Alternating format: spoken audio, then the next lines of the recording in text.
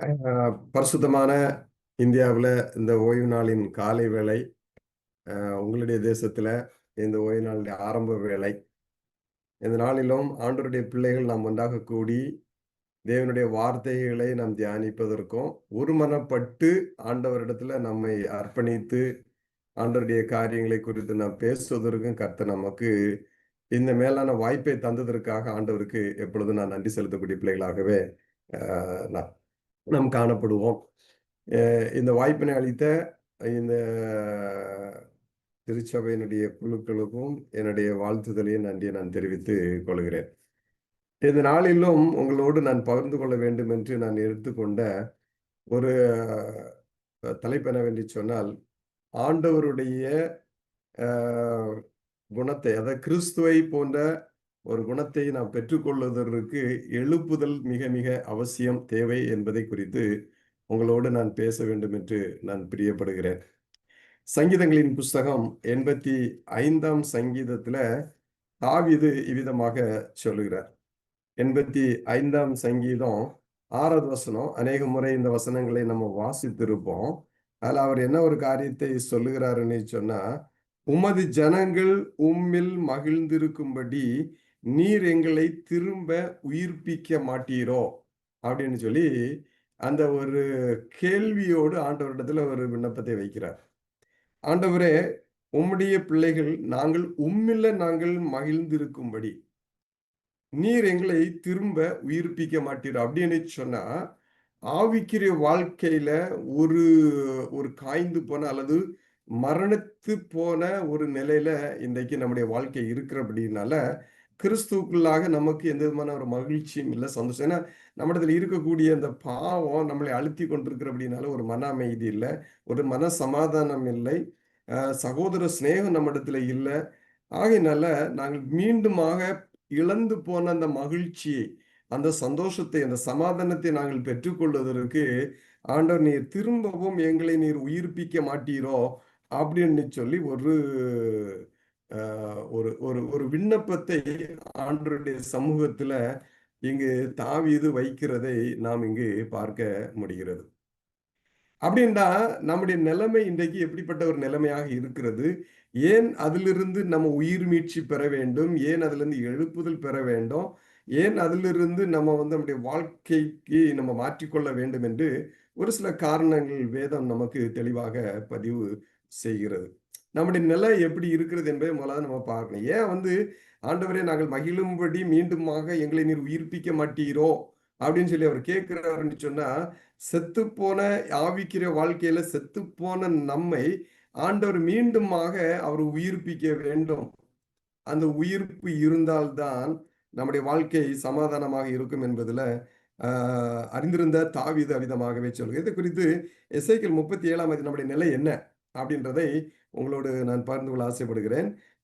37ஆம் அதிகாரம், எசேக்கியேல் 37ஆம் அதிகாரம் 1-2 வசனங்களை நம்ம வாசித்து பார்க்கும் பொழுது, கர்த்தருடைய கை என் மேல் அமர்ந்து கர்த்தர் என்னை ஆவிக்குள்ளாகி வெளியே கொண்டு போய் எலும்புகள் நிறைந்த ஒரு பள்ளத்தாக்கில் நடுவில் நிறுத்தி என்னை அவைகளின் அருகே சுற்றி நடக்க பண்ணினார். இதோ பள்ளத்தாக்கின் வெட்ட வெளியில் அந்த எலும்புகள் மகத்திரளாய் கிடந்தது, அவைகள் மிகவும் உலர்ந்ததுமாய் இருந்தது. காஞ்சு போயிடுச்சு. அப்போ ஒரு ஆவிக்குரிய ஒரு பாடத்தை எசேக்கியேல் மூலமாக அன்றைக்கு அந்த இஸ்ரவேல் ஜனங்களுக்கு ஆண்டவர் கொடுக்கக்கூடிய ஒரு காரியத்தை நாம் இங்கே பார்க்கிறோம். அப்ப இஸ்ரவேல் நிலைமை எப்படி இருந்துச்சு, ஆரம்ப நாட்களில் அவர்கள் எப்படி இருந்தார்கள், இப்பொழுது அவர்களுடைய நிலைமை எப்படி இருக்கிறது என்பதை ஆண்டவர் தெளிவாக எசேக்கியேல் மூலமாக அந்த இஸ்ரவேல் ஜனங்களுக்கு வெளிப்படுத்துகிற ஒரு காரியத்தை நாம் இங்கு பார்க்க முடிகிறது. உலர்ந்து போயிருந்துச்சு, அந்த எலும்புகள் மகா திரளாக இருந்துச்சு, அவைகள் உலர்ந்து போயிருந்துச்சு, காஞ்சி போயிருந்துச்சு. அதனால ஒன்றுமே இல்லை, அதில் சதை கிடையாது, அதில் நரம்பு கிடையாது, அதில் எதுவும் கிடையாது. அந்த எலும்பு மட்டும் என்ன செஞ்சுச்சுன்னு சொன்னால் அப்படி அதில் காணப்பட்டுச்சு. இன்றைக்கு ஆவிக்குரிய வாழ்க்கையில இன்றைக்கு நம்ம எப்படி இருக்கிறோம்?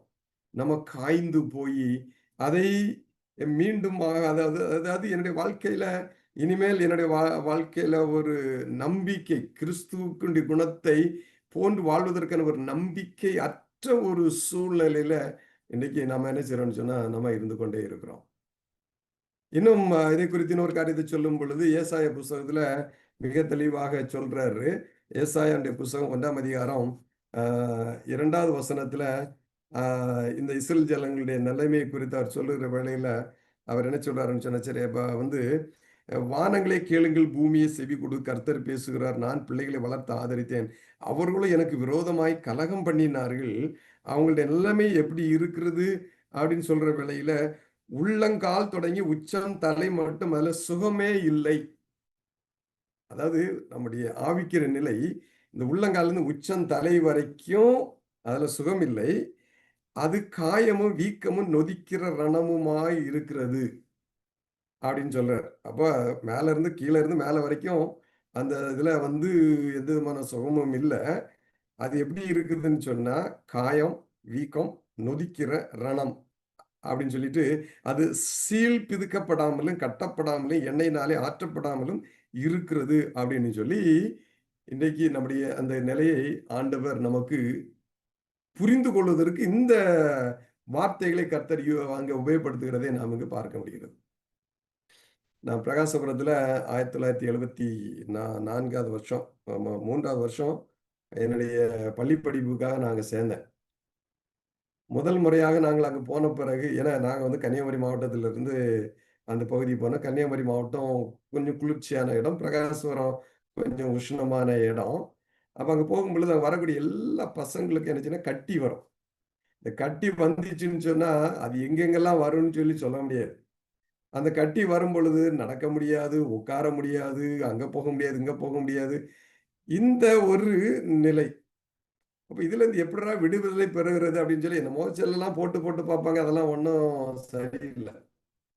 அப்போ ஒவ்வொரு ஞாயிற்றுக்கிழமையிலயும் என்ன செய்வாங்க அப்படின்னு சொன்னா, எல்லாருக்கும் நல்லா தெரியும் பிரகாசபுரத்துல பர்னபாஸ் தாத்தான்னு ஒரு தாத்தா இருந்தார். அவர் என்ன செய்வாருன்னு சொன்னா, எங்களுக்கு ட்ரீட்மெண்ட் குடுக்க வருவார். ட்ரீட்மெண்ட் குடுக்க வருவார்.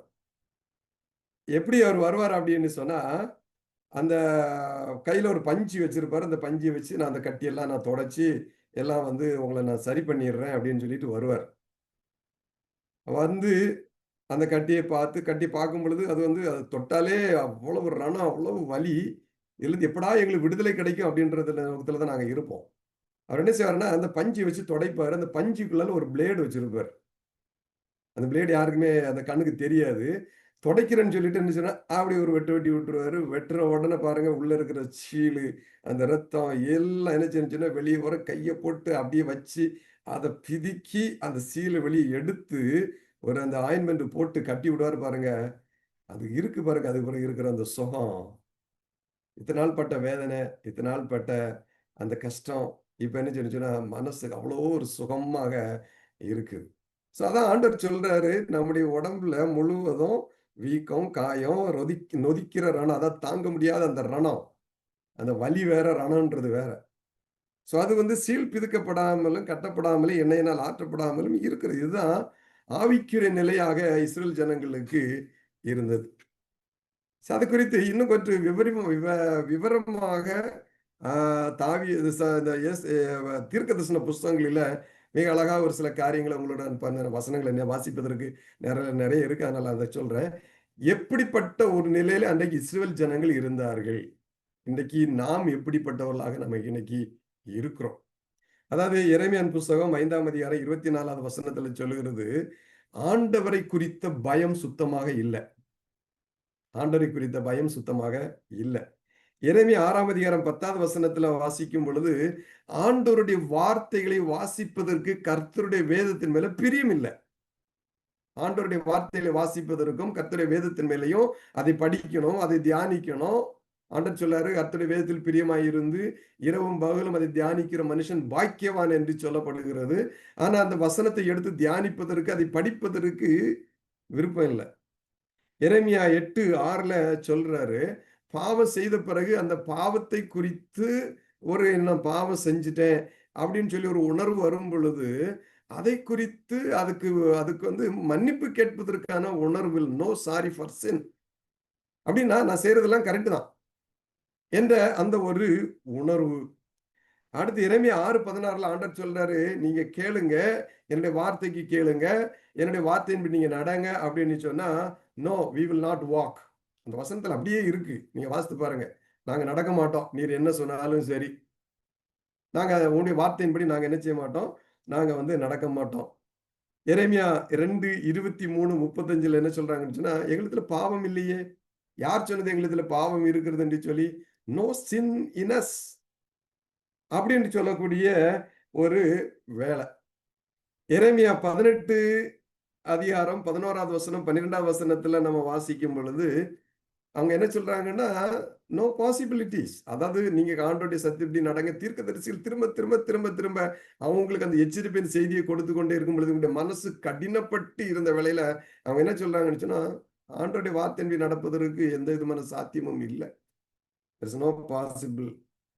செப்பனியா 3ஆம் அதிகாரம் 7வது வசனத்துல சொல்லி சொன்னா, ஆண்டவருடைய எச்சரிப்புக்கு எந்த விதமான உணர்வு, அதாவது வந்து நோ கன்சர்ன் ஃபார் இட்.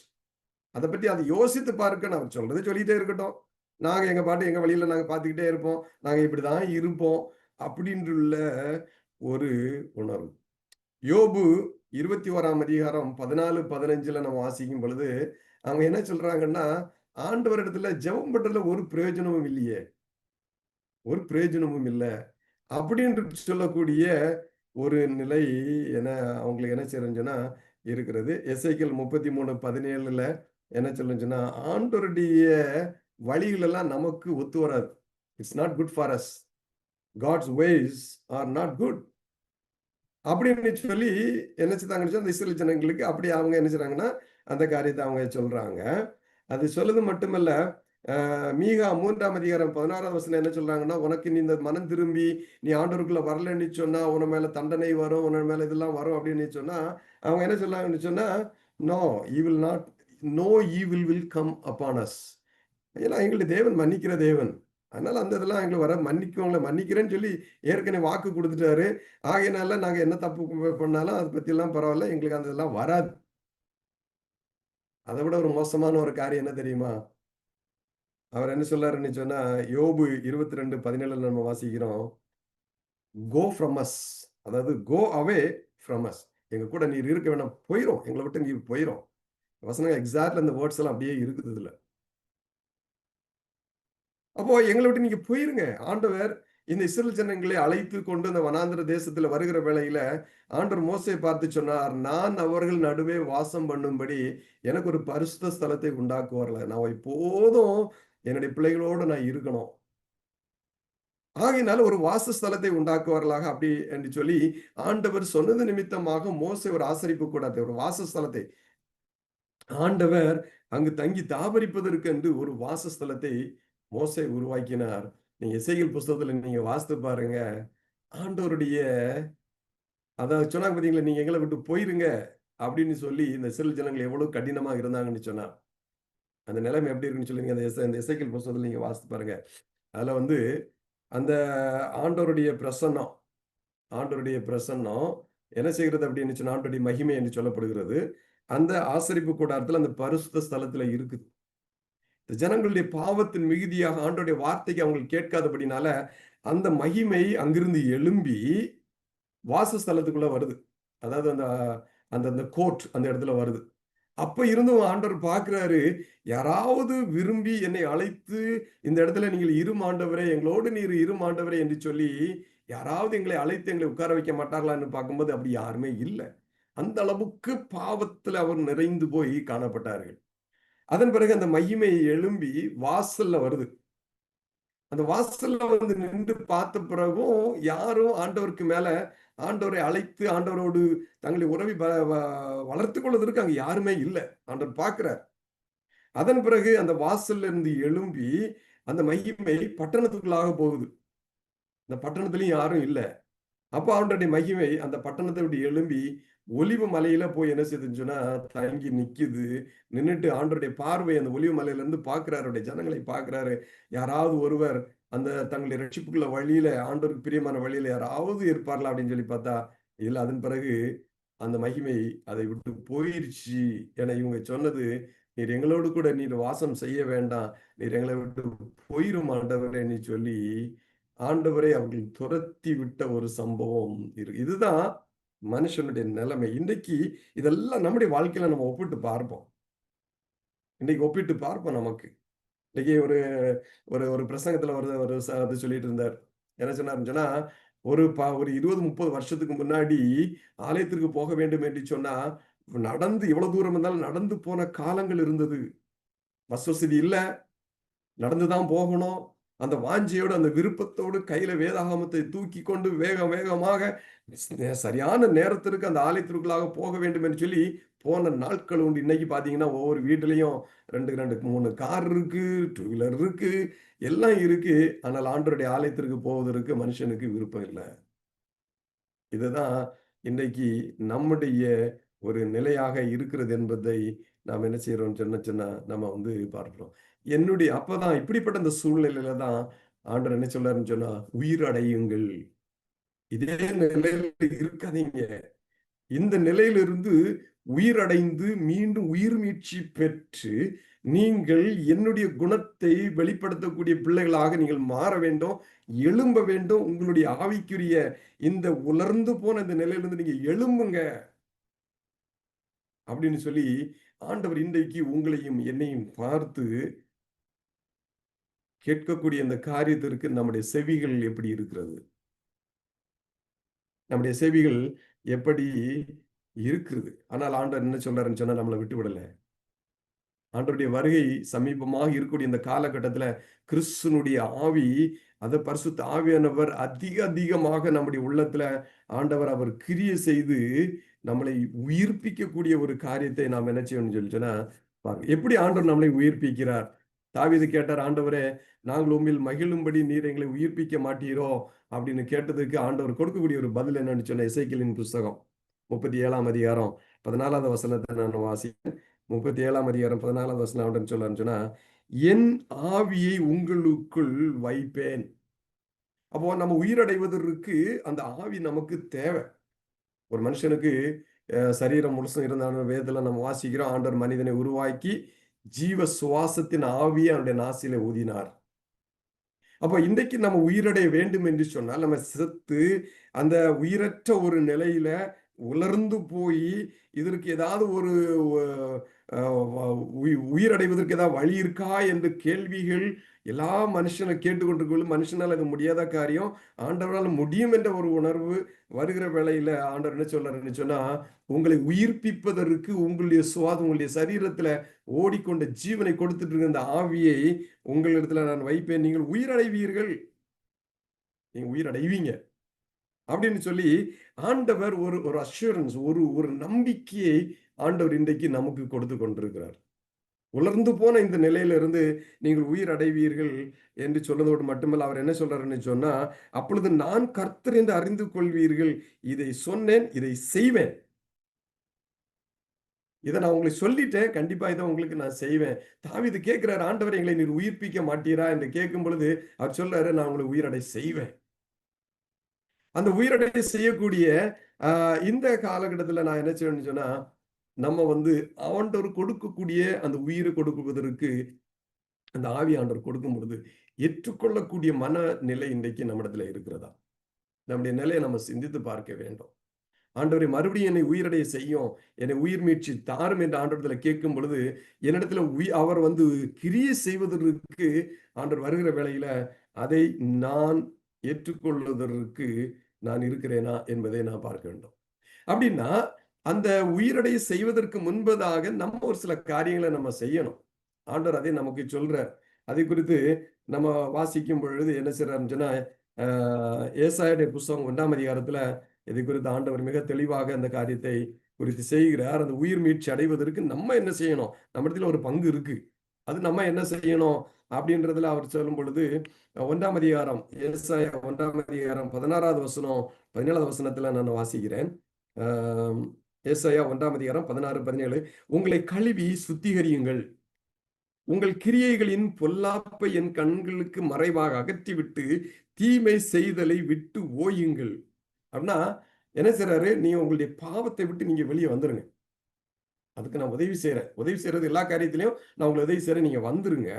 அடுத்து சொல்றாரு, நன்மை செய்ய படியுங்கள், நியாயத்தை தேடுங்கள், ஒடுக்கப்பட்டவனை ஆதரித்து திக்கற்ற பிள்ளையின் நியாயத்தையும் விதைவின் வழக்கையும் விசாரியுங்கள். இதுதான் அன்றைக்கு இஸ்ரவேல் ஜனங்களிடத்தில் இருந்த பிரச்சனை. அப்போ இந்த குணம் அவங்களிடத்துல இல்லாததுனால ஆண்டவர் என்ன சொல்றாருன்னு சொன்னா, இது நீங்க செய்யுங்க, பாவத்தை விட்டு விலகுங்க. அடுத்து ஆண்டவருடைய குணத்தை பிரதிபலிக்கக்கூடிய காரியங்களை நீங்கள் அதை செய்யுங்கள் அப்படின்னு சொல்லி ஆண்டவர் அந்த அந்த ஒரு எச்சரிப்பு, அந்த ஒரு வேண்டுதலை வைக்கிற வேளையில, அதை ஏற்றுக்கொள்ளுகிற வேளையில நமக்கு என்ன நடக்கிறது அப்படின்றதை நமக்கு மிக நல்லா தெரிந்த ஒரு வசனம் தான் இது. 2 நாளாகமம் 7ஆம் அதிகாரம் 14வது வசனத்துல இதை குறித்து நம்ம வாசிக்கிறோம். 2 நாளாகமம் 7ஆம் அதிகாரம் 14வது வசனத்துல ஆண்டவர் என்ன சொல்றாருன்னு சொன்னா, என்ன செய்யணும் அப்படின்னு சொல்றாருன்னா, என் நாமம் தரிக்கப்பட்ட என் ஜனங்கள் தங்களை தாழ்த்தி ஜெபம் பண்ணி என் முகத்தை தேடி தங்கள் பொல்லாத வழிகளை விட்டு திரும்பினால், அப்பொழுது பரலோகத்தில் இருக்கிற நான் கேட்டு அவர்கள் பாவத்தை மன்னித்து அவர்கள் தேசத்திற்கு சேமத்தை கொடுப்பேன். சேமம் அப்படின்னு சொல்றது வந்து ஹீலிங், அதாவது ஆசீர்வாதம், அது வேற. அப்படின்னா அவ்வளவு வியாதிப்பட்டு நம்ம பார்த்தோம் இல்லையா, உள்ளங்கால்ல இருந்து உச்சம் தலையில வரைக்கும் சுகமே இல்ல. அப்ப ஆண்டவர் சொல்றாரு, நான் அவர்களுக்கு கொடுப்பேன். I will heal the land.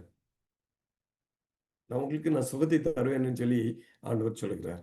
அந்த நிலையை இன்றைக்கு நாம் இன்றைக்கு உணர்ந்திருக்கிறோமா என்பதை நாம் சிந்தித்து பார்க்க வேண்டும். ஆண்டவர் நம்மிடத்துல எதிர்பார்க்கக்கூடிய காரியங்கள் எல்லாம் என்ன செய்யறாருன்னு சொன்னா, கர்த்தரிடத்துல நம்மை அர்ப்பணிக்கணும். ஆண்டவர் சொல்றாரு, இதான் உன்னுடைய நிலைமைப்பா, இந்த நிலைமையில இருந்து நீ விடுபடுதல் பெறணும்னு சொன்னா, நான் சொல்றதை நீ கேளு, என்னோட வார்த்தைக்கு நீ செவிசாய்த்து நீ நட அப்படின்னு சொல்லி ஆண்டவர் நமக்கு அதை சொல்லும் பொழுது, நம்ம எந்த மனநிலையில் இன்றைக்கு நம்ம ஏற்றுக்கொள்ளணும். ஆண்டவருடைய வருகை சமீபமாக இருக்கு. அவருடைய ராஜ்யத்திற்கு நாம் செல்வதற்கு நாட்கள் மிக நெருங்கி கொண்டே இருக்கிறது. கிறிஸ்துவனுடைய குணத்தை நம்மிடத்துல வளர்ப்பதற்கான வாய்ப்புகள் இன்றைக்கு நமக்கு கொடுக்கப்பட்டு கொண்டே இருக்கிறது. ஆனா ஒரு காலகட்டம் வரும், அந்த இன்றைக்கு எப்படி அந்த ஆண்டவருடைய மகிமை அந்த இஸ்ரவேல் ஜனங்களை விட்டு அது நிரந்தரமாக போனதோ, அது போன்ற ஒரு நிலை என்னுடைய வாழ்க்கையில வருவதற்கு முன்பதாக என்னை நான் ஆண்டவருக்கு அர்ப்பணித்து என்னுடைய வாழ்க்கையில ஒரு ஒரு ஒரு எழுப்புதலை நான் என்ன செய்ய வேண்டும் என்று சொன்னால், நான் காணப்பட வேண்டும். நம்ம செய்ய வேண்டிய 2, 3 காரியங்களை சொல்லி நான் முடிக்க வேண்டும் என்று சொல்லி நான் ஆசைப்படுகிறேன். ஆனா என்ன சொல்லுகிறாருன்னு சொன்னா, ஆ எரேமியா 31ஆம் அதிகாரம் 12ஆம் வசனத்துல மனம் திரும்புங்கள் அப்படின்னு சொல்லி சொல்றாரு. இந்த காரியத்தெல்லாம் விட்டு என்ன செய்யுங்கன்னு சொன்னா, மனம் திரும்புங்க. ஆ புலம்பல் எப்படி, அந்த மனம் திரும்புதல் எப்படி இருக்கணும் அப்படின்னு சொல்லி புலம்பல் சொல்றாரு அப்படின்னு சொன்னா, புலம்பல் 2ஆம் அதிகாரம் 2ஆம் அதிகாரத்துல இதை குறித்து நம்ம வாசிக்கிறோம். 2ஆம் அதிகாரம் 18வது வசனம் 19வது வசனத்துல அழகாக சொல்றாரு பாருங்க. புலம்பல் 2ஆம் அதிகாரம் 18வது வசனம் 19வது வசனம். அவர்கள் இருதயம் ஆண்டவரை நோக்கி கூப்பிடுகிறது, சீயோன் குமாரத்தின் மதிலே இரவும் பகலும் நதி அவ்வளவு கண்ணீர் விடு, ஓய்ந்திராதே, உன் கண்ணின் கருப்பு விழி சும்மா இருக்க ஒட்டாதே. ஆண்டவருடைய சமூகத்துல அழுது ஜெபித்து அழணும். அதாவது இதுல என்ன சொல்றாரு பாருங்க, இரவும் பகலும் நதி அளவு கண்ணீர் விடு, ஓய்ந்திராதே, உன் கண்ணின் கருப்பு விழி சும்மா இருக்க ஒட்டாதே. கண்ணின் கருப்பு விழி சும்மா இருக்க ஒட்டாதே அப்படின்னு சொன்னா, நம்முடைய அந்த கண்ணீர் சிந்துறதுனால அந்த கண்ணின் கருப்பு விழி எல்லாம் மறைஞ்சிடணும். மறைந்து என்னுடைய பார்வை, அதாவது என்னுடைய சிந்தனையின் பார்வை முழுவதுமாக ஆண்டவருக்கு நேராக அது வரணும். அதை சொல்றாரு. அடுத்து சொல்றாரு, என்ன சொல்றாரு, 19ஆம் வசனம் சொல்றாரு, எழுந்திரு, ராத்திரியிலே முதற் சாமத்திலே கூப்பிடு, ஆண்டவரின் சமூகத்தில் உன் இருதயத்தை தண்ணீரை போல ஊற்றி விடு. என்னுடைய நிலைமை என்ன? என்னுடைய வாழ்க்கையில ஒரு எழுப்புதல் வேண்டும் ஆண்டவரே. கிறிஸ்துவை போன்ற ஒரு குணத்தோடு நான் வாழ வேண்டும் ஆண்டவரே. ஆனால் நீர் எனக்கு சுட்டி காட்டுற என்னுடைய இந்த பாவங்கள் இதெல்லாம் என்னிடத்துல இருக்குது. இதிலிருந்து வெளிவருவதற்கு நான் உனக்கு உதவி செய்கிறேன்னு சொல்லி நான் ஆண்டவர் எனக்கு சொல்லியிருக்கிறீங்க. எனக்கு உதவி செய்ததிலிருந்து என்னை ஆண்டவர் நீர் வெளியில கொண்டு வாங்க. அந்த மன அழுத்தம், அந்த பாவத்தை குறித்த அழுத்தம் நம்மிடத்துல காணப்படும் பொழுது வெளிவருவதற்கு அது நிச்சயமா உதவி செய்யும். அந்த அழுத்தம் நமக்கு என்ன செய்யணும்னு சொன்னா, நம்முடைய ஒரு ரட்சகர் நமக்கு தேவை. இதிலிருந்து என்னால் விடுபடுவதற்கு என்னால முடியாது. என்னுடைய ஆண்டவரை மட்டுமே அப்படின்னு சொல்லும்போது, அந்த ஆண்டவரை அழைத்து என்னுடைய வாழ்க்கையில அவரை ஏற்றுக்கொள்வதற்கு ஒரு வழி வகுக்கும் என்று அதுல என்ன செய்யணும்னு சொன்னா சொல்லப்படுகிறதை நாம் என்ன செய்யணும்னு சொன்னா நம்ம பார்க்க முடிகிறது. எரேமியாவின் புஸ்தகம் 14ஆம் அதிகாரம் 8, 9, 20 வசனத்துல 21ஆம் வசனத்துல அந்த இஸ்ரவேல் ஜனங்கள் தங்களுடைய நிலையை உணர்ந்து ஆண்டவருக்கு தங்களை அர்ப்பணித்து அவங்க என்ன சொன்னாங்கன்னு சொன்னா, ஆண்டவரே எங்களை விட்டு நீர் போய்விடாது. கடைசியில் அவங்க உணர்ந்தாங்க, அவங்களுடைய வாழ்க்கையை உணர்ந்தாங்க, அவங்களுடைய நிலையை உணர்ந்தாங்க, ஆண்டவர் தங்களை போய்விட்டதெல்லாம் உணர்ந்தாங்க. அந்த கடைசியில் என்ன சொன்னாங்கன்னு சொன்னா, ஆண்டவரே நீர் எங்களோடு தங்கி தாபரிக்கிறவராமே, எங்களை விட்டு நீர் போகாதீரோ, எங்களை விட்டு விடாதீங்க ஆண்டவரே. அப்போ ஆண்டவர் என்னை விட்டு விடாமல் இருக்க வேண்டும் என்று சொன்னா அவங்க கடைசியில ஒரு ஒரு ஒரு பொருத்தனை பண்ணாங்க. எரேமியாவின் புஸ்தகம் 42ஆம் அதிகாரம் 6வது வசனத்துல அவங்க ஒரு ஒரு பொருத்தனை ஆண்டவரிடத்துல அவங்க என்ன செய்தாங்கன்னு சொன்னா அவங்க பண்ணுனாங்க. எரேமியாவின் புஸ்தகம் 42ஆம் அதிகாரம் 6வது வசனத்துல அவங்க என்ன சொன்னாங்கன்னு சொன்னா, ஆண்டவரே எங்களுடைய நிலையை நாங்க உணர்ந்துட்டோம். உம்மிடத்துல நாங்க திரும்பி வர்றோம். எங்களை நீங்க ஏற்றுக்கொள்ளுங்க. எங்களை விட்டு நீங்க போயிறாதீங்க. நீங்க என்ன சொன்னாலும் அத நாங்க கேட்கிறோம். அப்படின்னு சொல்லிட்டு அவங்க என்ன சொன்னாங்கன்னு சொன்னா, அது நன்மையானாலும், தீமையானாலும் சரி. எதுவாக இருந்தாலும் சரி. எங்கள் தேவனாகிய கர்த்தரின் சத்தத்துக்கு நாங்கள் கீழ்ப்படிவதினால எங்களுக்கு நன்மை உண்டாகும்படி நாங்கள் உம்மை அனுப்புகிற எங்கள் தேவனாகிய கர்த்தருடைய சத்தத்திற்கு கீழ்ப்படிந்து நடப்போம் என்றார்கள். நன்மையா இருந்தாலும் சரி, தீமையா இருந்தாலும் சரி ஆண்டவரே. எங்களுடைய நிலையை நாங்கள் உணர்ந்துட்டோம். எங்களுடைய நிலை எப்படிப்பட்டதுன்னு நாங்கள் புரிந்துகிட்டோம். அது எதுவாக இருந்தாலும் ஆண்டவரே, உமக்கு கீழ்ப்படிந்து நாங்கள் நடப்போம் அப்படின்னு சொல்லிட்டு, ஒரு வாக்குறுதியை ஆண்டவர் கொடுத்தபடியினால, அந்த தாவீது ஜெபித்தது போல, ஆண்டவரே நாங்கள் மீண்டும் உம்மில் மகிழும்படி எங்களை நீர் உயிர்ப்பிக்க மாட்டீரா என்று கேட்ட பொழுது, அந்த உயிர் மீட்சியை கர்த்தர் மீண்டும் அவர்களுக்கு கொடுத்தார் என்று சொல்லி, நம்ம அந்த அதிகாரங்களை நம்ம வாசிக்கிறோம். எனக்கு அருமையான தேவனுடைய பிள்ளைகளே, ஆண்டவருடைய கடைசி அவருடைய வருகின்ற கடைசி நாட்கள்ல நம்ம இருக்கிறோம். இதுதான் நம்முடைய நிலைமை. இதிலிருந்து நம்ம உயிர் மீட்சி பெற்று நம்ம வெளியில வரணும். கிறிஸ்துவினுடைய குணத்தை பிரதிபலிக்கணும். ஆண்டவருடைய வழியில நம்ம நடக்கணும். அப்படி இருந்தால் மட்டும்தான் நமக்குடைய வாழ்க்கையில ஒரு உயிர் மீட்சி ஏற்பட்டு ஒரு ஒரு எழுப்புதல் ஏற்படப்பட்டு கிறிஸ்துவனுடைய குணத்தை நம்ம வெளிப்படுத்தி அவருடைய ராஜ்யத்திற்கு செல்வதற்கு நம்ம ஆயத்தப்படுவதற்கு அது ஏதுவாக இருக்கும். அதனால நன்மையானாலும் சரி, தீமையானாலும் சரி ஆண்டவரே, எந்த ஒரு காரியமாக இருந்தாலும் சரி, நாங்கள் உம்முடைய வார்த்தையில நடப்போம் என்ற ஒரு உறுதி. நம்ம யாரும் உங்கள நம்மள பார்த்து நீங்க இங்க அப்படின்னு நம்ம சொல்ல வேண்டியதில்லை. என்னை குறித்து ஆராய்ந்து பார்ப்பது நான் மட்டும்தான். என்னுடைய நிலை எப்படி இருக்குது? ஆண்டவர் தெளிவா சொல்றார். இது இப்படிப்பட்ட காரியங்கள் ஒரு இடத்துல இருக்குது. அந்த வசனத்துல போய் வாசித்து, இது என்னிடத்துல இருக்கிறதா? ஆண்டவருடைய வசனத்து மேல பிரியம் இல்லைன்னு சொல்லி, உங்களுக்கு பிரியம் இல்லைன்னு ஆண்டவர் சொல்றாரு. இந்த குணம் என்னிடத்துல இருக்கிறதா? ஆண்டவருடைய வழியில நடக்க மாட்டேன் அப்படின்னு சொல்லி நான் சொல்றேன். நீங்க சொல்லுவீங்க, நீங்க சொல்றீங்க அப்படின்னு ஆண்டவர் சொல்றாரு. அது அந்த வசனத்துல இருக்கிறது, அந்த வசனத்துல போய் இந்த குணம் என்னிடத்துல இருக்கிறதா? யாரும் நீ இப்படி தப்பு செய்யற, உன்னத்துல இந்த குணம் இருக்குன்னு சொல்ல வேண்டிய அவசியம் இல்ல. கர்த்தருடைய வார்த்தை தெளிவாக அது என்னுடைய நிலை என்ன என்பதை அது சுட்டி காட்டுகிறது. அதுல போய் நம்முடைய நிலைமையை நம்ம உணர்ந்து பார்த்து ஆண்டவரிடத்துக்கு ஒரு நல்ல ஒரு உறுதிமொழியை கொடுத்து, ஆண்டவரே நாங்கள் எடுக்கக்கூடிய இந்த ஒரு கவனன் உடன்படிக்கை எங்களுடைய வாழ்க்கையில நன்மையானாலும் சரி, தீமையானாலும் சரி, எங்களுடைய தேவனாகிய கர்த்தருக்கு நாங்கள் கீழ்ப்படிவதனால எங்களுக்கு நன்மை உண்டாகும்படி நாங்களும் உம்மை அனுப்புகிற எங்கள் தேவனாகிய கர்த்தருடைய சத்தத்திற்கு நாங்கள் கீழ்ப்படிந்து நடப்போம் என்ற அந்த உறுதிமொழியை எடுப்போம். தேவன் அந்த உறுதிமொழியை நமக்கு ஆசீர்வதித்து தருவாராக. தேவன் நம்ம ஒருவரையும் பலப்படுத்தி அவருடைய சத்தியத்தில் நடக்க உதவி செய்வாராக. ஆமென்.